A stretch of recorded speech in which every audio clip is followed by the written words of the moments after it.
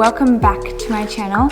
Today I wanted to film for you guys a pregnancy Q&A slash baby Q&A because honestly I've just been getting so many questions on my Instagram in my DMs and I'm just struggling to reply to them all. So I thought it would be best if I just filmed for you guys a Q&A and I've got you guys to ask your questions on my Instagram so I can get back to you guys with the most common questions and hopefully have some answers that will help some of you fellow pregnant mamas or ladies wanting to get pregnant soon. So before we get started, I should say that we are currently 32 plus weeks, so we have just under 2 months to go, which is pretty crazy, and that's probably the scariest thing because it is honestly going so quickly. This last trimester is flying through, which is freaking me out.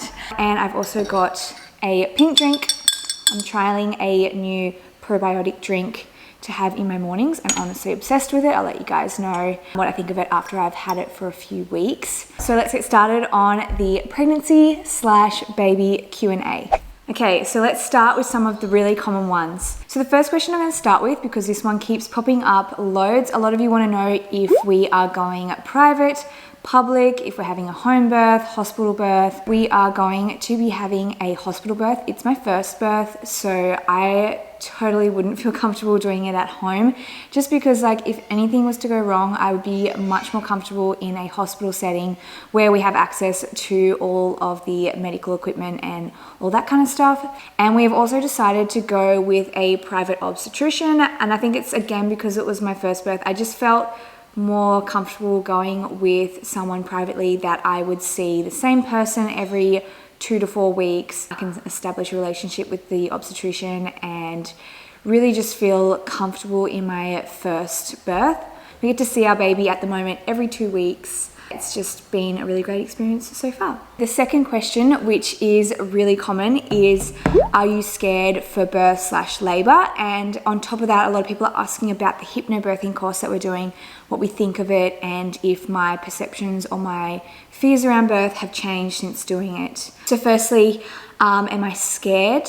I would say if you asked me 3 months ago, yes, I was terrified. I think like my whole entire life, I've always been like scared of birth. The way society perceives it is that it's really painful and you just never really hear nice things about it. Like you hear that it's really special and like life-changing, but I just feel like you always hear bad stories or like horror stories. And it's always just like totally freaked me out. And so growing up, I've always been like, oh, I can't wait to be a mum, but like I just want to skip that whole birth process. But honestly, in probably the last month or two, my perception has totally changed through doing that hypnobirthing course. We are halfway through the course. It is a 12-hour course. We've split it into 4 sessions. And obviously with everything going on with COVID-19, we're doing it all online at the moment. So we just do a Zoom call with our instructor. Our instructor is super lovely. Her name is Lillian and she is a midwife up in Brisbane, so she's about an hour north of us. And we're doing it all through Zoom, which is working out fine. Hopefully we can squeeze in a face-to-face one at the end. But she's also a midwife and a Pilates instructor and a hypnobirthing instructor. So she is through Hypnobirthing Australia. And I'll put her details below because can't recommend her enough. So far it's been really amazing. And I think I just really liked the fact that she had that holistic view. She's also a midwife, so she has that hands-on practical experience. She's in a hospital setting. And that just made me feel really comfortable because I feel like she's sort of on the same page as what we are. It's been so amazing to do with Alex because we're both learning so much together. And I think like knowledge is power, and the things that we're learning about birth not necessarily being painful, and it's all about your perception and relaxation and all these techniques that you can do just to make the experience way more relaxing and get over that fear and work on some techniques to get through it, then yeah, hopefully we'll have a much better experience. But yeah, obviously this is my first pregnancy, so I can't vouch for how the actual birth is going to go. And I'm pretty open to things going the way they go and just letting the whole process run its course. But I think that this course that we've done is really going to give us some tools to go into it with a bit more of a different mindset. And I'm actually honestly excited. Like I keep having dreams about birth and I feel excited about giving birth, which is seems so weird, but I'm honestly like excited about it and keep having these good dreams about it happening and practicing all my little techniques and stuff. Lots of questions about the gender of our baby. We don't know the gender. We're keeping it a surprise for birth. But we've always decided that we wanted to have a surprise because we thought it would just be something really special and fun. Not only are you bringing your baby into the world, which is so exciting, but also finding out the sex. It also has made the whole process of pregnancy fun because we're constantly guessing things and like coming up with names and talking about like what's he going to be like or what's she going to be like, and it's just kind of been fun for us both, and we like surprises, so it's going to be one big surprise. A lot of questions about supplements, prenatal supplements, etc. So I've actually got my supplements out here to show you guys the ones that I use because they keep popping up. So this one I've mentioned in 2 of my videos, which is my essential prenatal supplement by Ritual. So for my Australian viewers, I haven't yet found an equivalent prenatal that is as good as this one, but I've been using this one the whole pregnancy and I've just been lucky enough that the company sent them out to me. The other supplements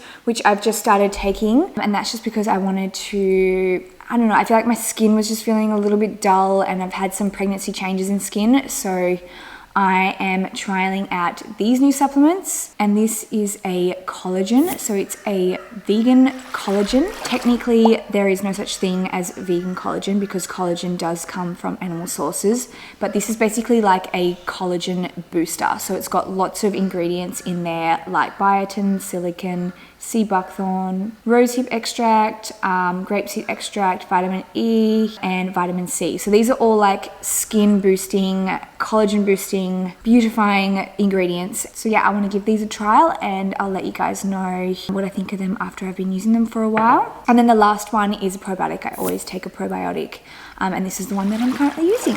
This is a brand called Naturopathica, and they are an Australian brand, and they've just brought out this range of all vegan supplements. So I also have their B12 and their iron supplements to use, but as I'm taking a prenatal and I just had an iron infusion, I won't be needing to take those for a little while because this one contains the B12 and I've had an iron infusion, so I'm all juiced up with iron. So in that regard, on top of supplements, I did have an iron infusion because my iron dropped quite low during pregnancy, which is super common because the baby is taking lots of that iron for themselves, and the requirements for iron during pregnancy are really high for us females, and it's just simply sometimes too hard to get it all in. So that covers supplements. This question is super common, and it's something that I was even asking my followers early on in pregnancy, and that's around stretch marks. So far, I haven't got any stretch marks on my belly, only 32 weeks in, so it could change.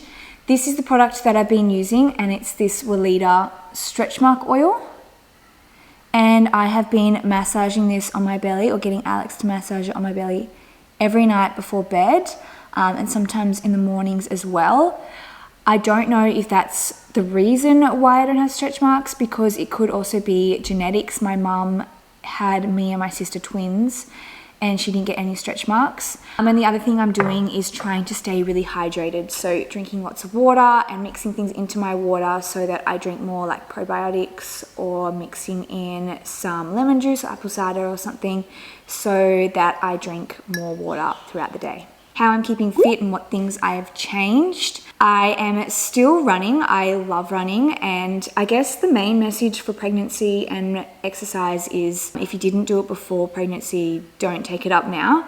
So I always have run about 3 to 5 times a week, and I used to run like 17 kilometers on a Sunday morning. So I love running long distance. Obviously, I'm not doing that now. I've really cut it back. I probably run 3 times a week and about 3 to 5 kilometers. I'm not really going much further than that at this point because I am 32 weeks. I'm still feeling really comfortable doing it. I feel the need to go to the toilet more. Other than that, it's not causing me any pain and my body is okay with it. My obstetrician has approved it. Aside from that, I was also doing a lot of HIIT workouts before pregnancy. So I used to train at the gym for an hour to an hour and a half every day, and I'd go to F45. So I was doing a lot of high intensity exercise, so I'm still able to do those kind of workouts. And at the moment I am following this program by my friend Sarah's Day, and it's her Sweat It to Shred It ebook. We're actually up to week 7, and because we are working out from home at the moment with the coronavirus. I've just been doing backyard workouts, and I love this program because there's no equipment, and especially her sweaty shredder ones, honestly such a killer. And I've just been modifying everything for pregnancy, so cutting out anything that uses abs and just adding in other leg or glute exercises, squats, lunges, jump lunges, and that's working really well for me, so I've been doing that from home. I guess the other thing in training that I have modified is working out for less time. So I'm probably working out about 30 minutes to 45 minutes a day instead of an hour to an hour and a half. So I've probably cut it in half. Doing some more walks. So we walk out to the beach every day and get coffee. And yeah, that's kind of my exercise routine at the moment. Just make sure that your doctor approves it, and yeah, and just feeling and listening to your own body. Early on in the first trimester and second trimester, I was still going to F45 when everything was open, and I actually developed a hernia in my groin area, and that was literally because of heavy lifting, and it was like causing a bit of pain in my groin area. And then I spoke to my obstetrician straight away, and he basically just said cut out anything that is lifting heavy or pushing things, and then just continue with like running, walking, cycling, and any other sort of things at home like squats and stuff, as long as it's not causing any pain. And literally since I cut that out, the hernia has not caused me any grief. I don't even notice it anymore. Some baby names that we like but won't be using. So I'm going to share a couple of boy names and a couple of girl names that we like. We actually have like a huge list, but there's so many names that we can't agree on. So I'm going to open up that note, and I'm going to give you guys 2 of each that we definitely won't be using. When it comes to names, we have 2 definite girl names that we love, and we have 2 boy names, but the boy names, I love one and Alex loves the other. So that is a topic of much discussion at the moment because we don't know what we're going to be having, and we honestly can't decide on the boy's name. So I guess in a way, I'm hoping it's a girl, so we don't have to fight about that. One girl name that Alex really loves, I used to like it, but now I don't, so we won't be using it, is Arabella. And Alex and I have had that name for maybe like 5 years after we went and seen the Arctic Monkeys. And they have a song called Arabella. A boy name that I like and Alex doesn't like is Felix. One is probably a newer one, but I think I liked it and Alex was like, no. Another girl name that was one of our like original names that we had for many, many years, but we won't be using, is Harper. It was a name that Alex actually had before we were even together. So I think just because we had that for so long, and then a lot of people we know have named their boy or girl Harper, we decided not to use that one. One last boy name which we liked is Oki/Oka, but we won't be doing that one because we named our dog Oatly, and Alex thinks it's too similar to Oatly's name, which I must agree with. And I actually like the name Oatly for a boy as well. Okay, back to the Q&A. Has my diet changed during pregnancy, and if so, how? I would say the main thing that has changed is probably that I am eating more regularly. So I have a breakfast first thing in the morning, whereas previously I used to fast until like 10 or 11, but now I just can't fast that long or I'll feel so sick. In terms of what I'm eating, it's not really changed too much. Maybe I'm a little bit more relaxed about eating comfort foods, like going out for burgers and pizza and stuff, and otherwise I'm kind of eating the same foods and the same style of eating as I always have, just eating more regularly. And yeah, I can't really eat big portions at the moment because my belly is like getting squished up, so I'm probably just having like 4 meals a day instead of 3. And otherwise, yeah, kind of haven't really changed my diet. How safe is it to be completely vegan while pregnant? It is 100% safe. A vegan diet is safe and healthy through all stages of life, and so many of the big health organizations have recognized this and have statements on this. The main thing is just ensuring that it is appropriately planned and balanced. So making sure that you are getting all of those food groups, all of those macronutrients, those micronutrients, and supplementing if there is gaps. This prenatal supplement has lots of really good nutrients in there for pregnancy. and it is a vegan supplement. But yeah, I guess if you are concerned or you are wondering and you want some proper advice, go and see a dietitian and nutritionist, because obviously nutrition is so individualized and I can't say what is the perfect vegan diet in pregnancy because everyone is different. So if you are confused or you're wanting more information, go and see someone and they can properly look at your diet and give you all the information that you need. Have your doctors been supportive of a vegan pregnancy? Yes, I haven't received any criticism from any of my doctors. I mean, we started at a GP and that was my regular GP, and I guess because I am a nutritionist and dietitian, maybe they would be a little bit nervous to question my diet. But no, I haven't felt any judgment about it, honestly. And I guess I'm not really asking for much nutrition advice because I am a dietitian, so I should probably be the one knowing the answers to those things. What is the weirdest pregnancy craving that you've had? I'd say probably Coke Zero, because it's been like a craving for like almost my entire pregnancy. I haven't had any other like super strange cravings. At the moment, I'm obsessed with cold smoothies, but that's not strange. That's a great craving. Pretty happy about that. And of course, like the most common question that I get asked is around how we will feed our baby, whether she or he will be plant-based / vegan. If not, what kind of foods will they eat? Honestly, like this is such a hard question for me to answer because I really don't know what will happen or what decisions we will make. There is the chance that they might have some kind of allergy to dairy, or they might have an allergy to soy products, or they might not be able to tolerate any legumes. I really don't know. They might not be able to have nuts. And all of these things are of course like important nutrients for a baby / on a plant-based diet. So if they couldn't have any nuts or any legumes or any soy, obviously that would cut out so many plant-based foods. So I'd have to make decisions around that. So at the moment as it stands, our baby is going to eat the way that we eat. I eat a plant-based diet and Alex eats a pescatarian vegetarian diet.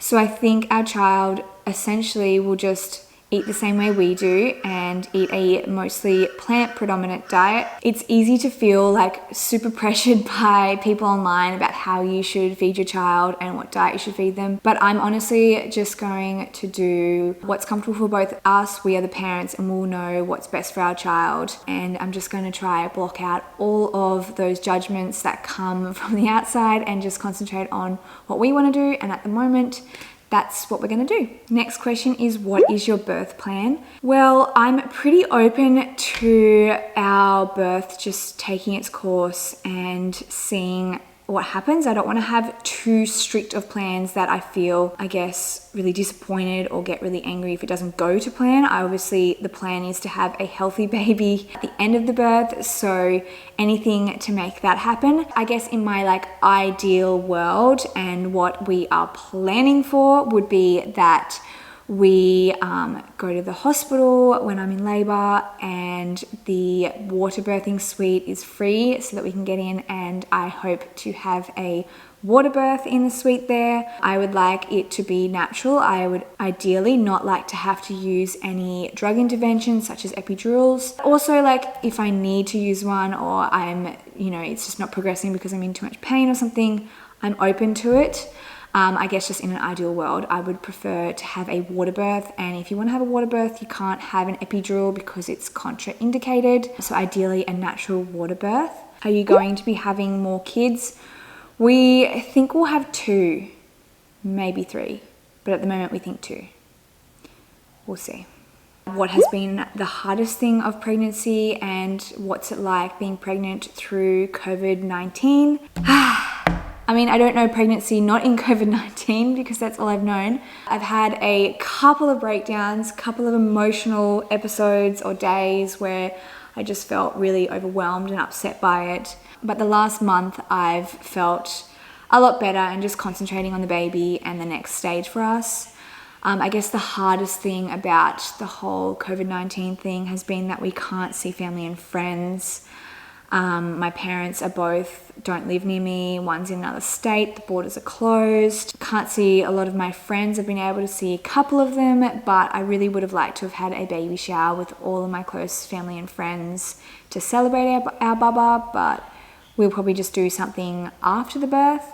The other hard thing has been that my sister lives over in Bali, Indonesia, and as it stands, they are not really allowing anyone to leave Bali at the moment. And if you do leave, you can't get back in. That's her home with her partner and her dog. And I guess if she was to come here and then not be able to get back there for like, who knows, it's really unpredictable, 3, 6, 12 months. That would be very difficult. But I'm really hoping and staying optimistic and hoping by July that she'll be able to come over for the birth, or at least soon after, and meet our little baby, because she is my twin sister and my best friend.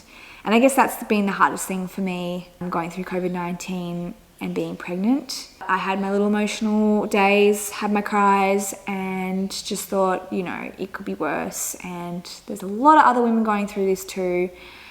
And if we can do this, we can do anything.